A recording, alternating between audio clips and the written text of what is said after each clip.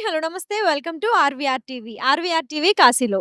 ఈరోజు కార్తీక పౌర్ణమి, దేవ్ దీపావళి, గంగా హారతి సందర్భంగా మనతో పాటు చాలా మంది పండితులు మాట్లాడడం జరుగుతుంది. దాంట్లో భాగంగానే ఇప్పటిదాకా మనం ఘాట్ వద్దుండి ఆ హారతిని అంతా వీక్షించడం జరిగింది. ఇప్పుడు బోట్‌లోకొచ్చి ఈ హారతి గురించి ఇంకాస్త డీటెయిల్‌గా తెలుసుకోవాలనుకుంటున్నాం. మీకు గూడా చూపిచ్చాం కదా! అలానే ఈ ఈ పండుగ సందర్భంగా ఈరోజు మనతో పాటున్నారు అనంత శర్మ గారు. అనంత శర్మ గారు ఆల్రెడీ మనకి సుపరిచితులే. ఒకసారి ఆయనతో కూడా మాట్లాడి ఈ పండగ ఎప్పుడులానే ఎవ్రీ ఇయర్ జరిగినట్టు ఈ ఇయర్ కూడా జరిగిందా? లేకపోతే ఈ ఇయర్ ఇంకా బాగా జరిగిందా? అసలు నిజంగా ఇంత అద్భుతంగా ఉంటుందా? ఈ పండగ వెనకాల ఉన్నటువంటి కారణం, కథ అన్నీ కూడా తెలుసుకునే ప్రయత్నం చేద్దాం. నమస్కారం అనంత్ గారు. నమస్కారం. చాలా సంతోషం మీరు మాకు ఈరోజు కాశీలో కనపడడం, మాకు ఇంటర్వ్యూ ఇవ్వడం అనేది. మొన్న మీ నాన్నగారు సేవ్ చేశారు మమ్మల్ని ఘాట్ల గురించి తెలుసుకునే విషయంలో. ఈరోజు ఈ పండగ గురించి తెలుసుకోవాలి ఎలాగా అని అనుకుంటే మీరు కనిపించారు. ఆ శివయ్య అందరిని పంపిస్తున్నాడు ఒక్కొక్కలుగా అని అనుకుంటున్నాం మేమైతే. ముఖ్యంగా కాశీలో ఉన్నాం. అసలు నిజంగా దీపావళి అనంటే ఇంత అద్భుతంగా ఉంటుందా అని చూడడం ఇది మొదటిసారి నేను. నాకే చాలా ఆశ్చర్యంగానుంది. నిన్న 5 రోజుల నుంచి కాశీలో ఉంటున్నాం. నిన్నటి మొన్నటి వరకు ఒకలా ఉంది గంగా ఘాట్ ఇదంతా. ఈ రోజు చూస్తుంటే వెలిగిపోతుంది అసలు. దీని వెనకాల ఉన్నటువంటి కథా ప్రాశస్త్యం అంతా కూడా మీరు మీ మాటలో వినాలని అనుకుంటున్నాను. ప్రధానంగా దీపావళి అనేది మనకందరికీ తెలిసినదే. అది పితృదేవతాకంగా పితృదేవతలకి అంతకుముందు ఏదైతే మనకి ఆహ్, ఆహ్, వాళ్ళందరినీ మనం ఆహ్వానించి పితృపక్షాలను చేసి వాళ్ళని వెనక్కి పంపించడానికి దీపావళి రోజు మనం చూపించే దీపాలు వాళ్ళకి దారి చూపిస్తాయని చెబుతారు.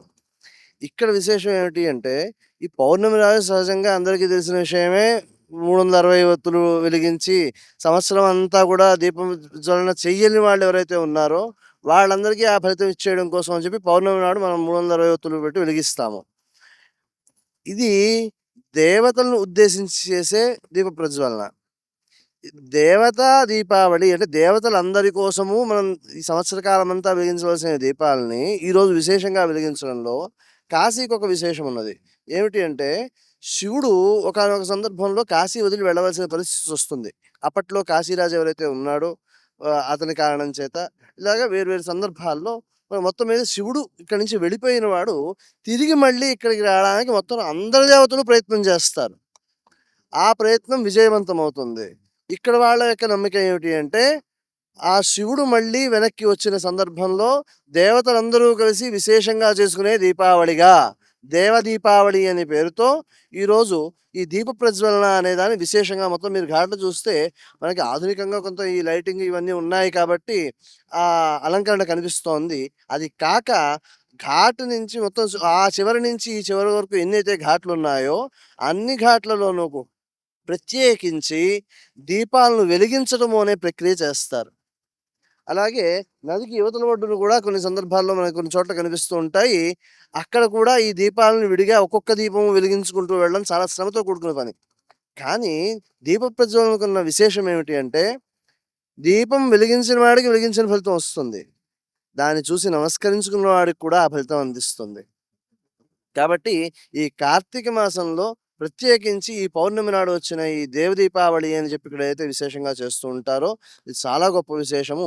అంతేకాకుండా గంగకి హారతి ఇవ్వడము మామూలుగా మనం పంచపూజ, షోడశోపచార పూజ ఇలా పూజలు చేస్తూ ఉంటాము. గంగాదేవికి కూడా పూజ చేయడము అనేది స్నాన సమయంలో అమ్మవారికి పసుపు, కుంకుమ సమర్పించి చీరలు, గాజులు అన్నీ సమర్పించి చేస్తూ ఉంటాము. అదే విధానంగా దేవతలకు ఏ రకంగా అయితే పూజలు చేస్తూ ఉన్నప్పుడు హారతి మొదలైనవన్నీ ఇస్తూ ఇస్తూ ఉంటామో, ధూపదీప నైవేద్యాలు ఏవైతే పెడతామో, అదే విధానంలో ఈరోజు ప్రత్యేకించి కాశీకున్న విశేషంగా గంగ ఏదైతే మనం ఇక్కడ చెబుతూ ఉంటామో, ఆ గంగకి కూడా పూజ చేయాలి. హారతి ఈ పంచపూజ విధానము, షోడశోపచార పూజ విధానము ఏదైతే ఉందో ఇక్కడ సంప్రదాయాన్ని అనుసరించి ఇక్కడ గంగా హారతి అనే సంస్థ వారు ప్రత్యేకించి ఈ కార్యక్రమాలను ఏర్పాటు చేయడం జరిగింది. మీకు ఇంతమంది ప్రత్యేకించి ఇక్కడికి రాడానికి మూలమైన ఆ వ్యవస్థాపకుల్ని ప్రశంసించాలి.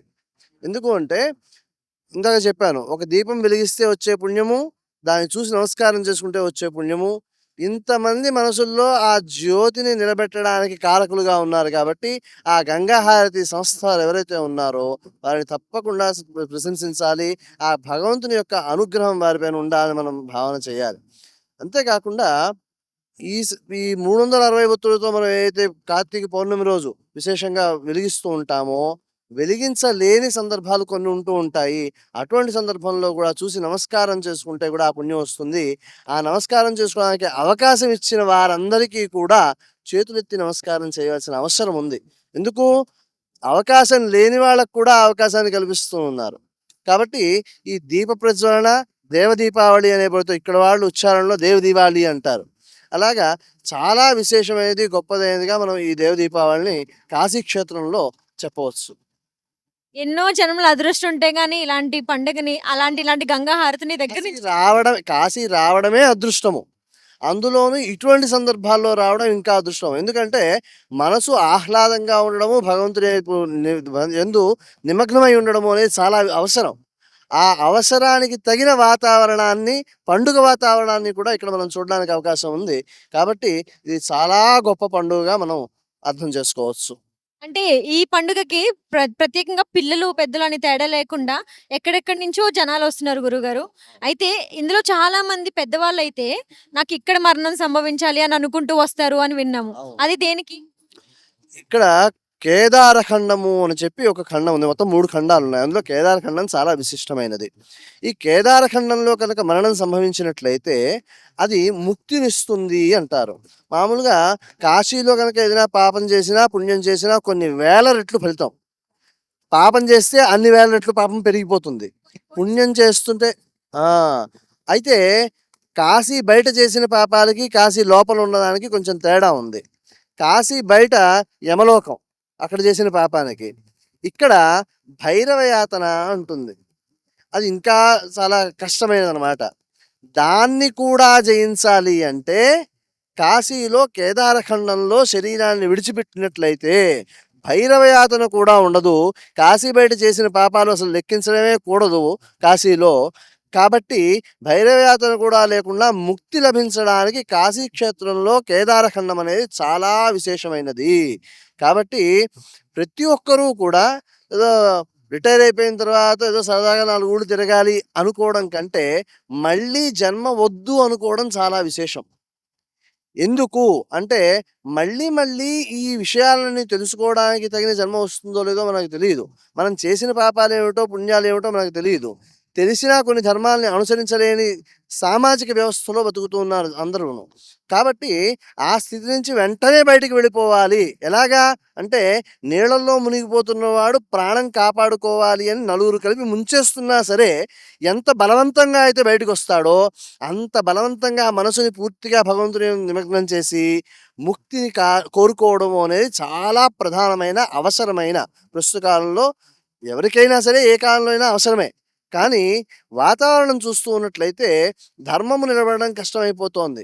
వాస్తవానికి 4,32,000 సంవత్సరాలు ఉన్న కలియుగము ఇప్పుడు 4,000 సంవత్సరాలే పూర్తయింది. ఇప్పటికే తట్టుకోవడం కష్టమైపోతోంది. ఇక మళ్ళీ బతకాలి లేదా మళ్ళీ పుట్టాలి అనే పరిస్థితి లేదు. కాబట్టి వెంటనే నాకు మోక్షం వచ్చేయాలి అనే బలమైన సంకల్పంతో కాశీ వచ్చి ఉండిపోవడం మంచిది. ఏదో వయసు అయిపోయిన తర్వాత వచ్చాము అంటే ఆ సమయానికి కావాల్సిన జ్ఞానం ముందర నుంచి ఎలా తెలుస్తుంది? కాబట్టి ఇప్పటి నుంచి తరచుగా కాశీ వస్తూ ఉండడము, ఇక్కడ కావాల్సిన ఏర్పాట్లు చేసుకోవడము, అంతా ఏర్పాట్లు అయిపోయిన తర్వాత అక్కడ రిటైర్ అయిపోయిన వెంటనే ఇక్కడికొచ్చేసేయడము. ఎందుకంటే ముందు రమ్మంటే బాధ్యతలున్నాయి కదా అంటారు. కాబట్టి వ్యతిరేక సంకల్పాలు అవసరం లేదు. కాబట్టి ముందుగా వచ్చేసి ఇక్కడ ఏర్పాట్లన్నీ చేసేసుకొని రిటైర్ అయిపోయిన వెంటనే ఇక్కడికొచ్చేసేయడము. ఇక్కడ ముక్తి కోసం నిరంతరము ప్రార్థన చేస్తూ ఉండడము. ఏమండి రిటైర్ అయ్యాక ఆ విషయం దాకా ఆలోచించక్కర్లేదు. ఇప్పుడే రావాలనుకున్న వాళ్ళు కూడా చాలామంది ఉన్నారు. ఎందుకంటే బయట ఉన్న కాలుష్యం, వాతావరణ కాలుష్యం కాదు. ఈ పాపపుణ్యాల మధ్యలో ఏదైతే కొట్టుమిట్టాడుతూ ఉన్నారో, ఆ కాలుష్యం నుంచి బయటికి రావడం చాలా అవసరం. కాబట్టి ఎంత సాధ్యపడితే అంత తొందరగా కాశీ వచ్చేసి ఇక్కడే ఉండిపోవాలి. ప్రాణం పోయేటట్లయితే కాశీలోనే పోవాలి. అంతేకాకుండా ఎవరైనా తెలియనందువలనో లేదా చేతిలో ఉండదు మరణం అనేది. అలా తెలియకుండా అక్కడ మరణించేసినట్లయితే వేరే కాశీ బయట ఎక్కడైనా మరణించినట్లయితే వాళ్ళని కూడా ఇక్కడికి తీసుకువచ్చి ఇక్కడ దహనకాండ చేయడం అనేది ఒక విశేషమైన విధానాన్ని అనుసరించవచ్చు. ఒక రోజులో పూర్తి చేసేయాలి ఆ కార్యక్రమం. అలా సాధ్యపడట్లేదండి. అవన్నీ వెంట వెంటనే ఎలా సాధ్యపడతాయి అనుకుంటే కర్మకాండ చేసేసిన తర్వాత అస్థి సంచయనం ఉంటుంది. అంటే ఎముకల్ని మనం నీళ్ళలో కలుపుతాం. అది తీసుకొచ్చి ఇక్కడ కలిపితే 11 రోజుల లోపల కాశీలో మరణించిన ఫలితాన్ని ఇచ్చేస్తుంది. కాబట్టి ఈ క్షేత్రానికి ఉన్న విశేషాలు రోజు చెప్పుకుంటున్నా ఎక్కడా సరిపోవు. కాబట్టి ముక్తి కోసము కాశీ తప్ప వేరే మార్గము లేదు. కాబట్టి అందరూ కాశీ రావాలి. మరణించిన తర్వాత కూడా ముక్తి పొందాలి అంటే ఈ అస్థి సంచలనం అనే విధానాన్ని 11 రోజుల లోపల ఇక్కడ పూర్తి చేసుకోవాలి. సర్వదేవతలు ఎక్కడైతే నివసిస్తున్నారో ఇటు గంగలోనూ మనకి సర్వదేవతల యొక్క ప్రభావం ఉంటోంది. అలాగా ప్రతి అడుగులోనూ, ప్రతి అణువులోనూ భగవంతుని యొక్క స్వరూపాన్ని గుర్తించడానికి కాశీ ఒక్కటి చాలా విశేషమైనది. కాబట్టి ఇటువంటి సందర్భంలో ప్రత్యేకించి ఆ ఆహ్లాదాన్ని, భగవంతుని యొక్క ప్రత్యక్ష స్వరూపాన్ని జ్యోతిలో చూస్తాము. ఆ జ్యోతులని విశేషంగా వెలిగించి ఆ కాంతులనే జ్ఞానాన్ని మనలో నింపడానికి ప్రయత్నం చేసే ప్రత్యేకమైన సందర్భము ఈ పౌర్ణమి, కార్తీక పౌర్ణమి, దేవదీపావళి అని చెప్పి ఏదైతే చెబుతుంటారో అది చాలా ప్రత్యేకమైనది.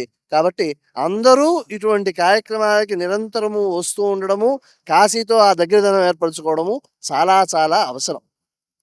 చాలా చక్కగా తెలియజేశారు గురువుగారు. ఆ దీపావళి గురించి కావచ్చు, కార్తీక పౌర్ణమి గురించి కావచ్చు, కాశీ గురించి కావచ్చు. మాకు తెలియని ఎన్నో విషయాలు మా ప్రేక్షకులకి, మాకు పంచినందుకు చాలా సంతోషం.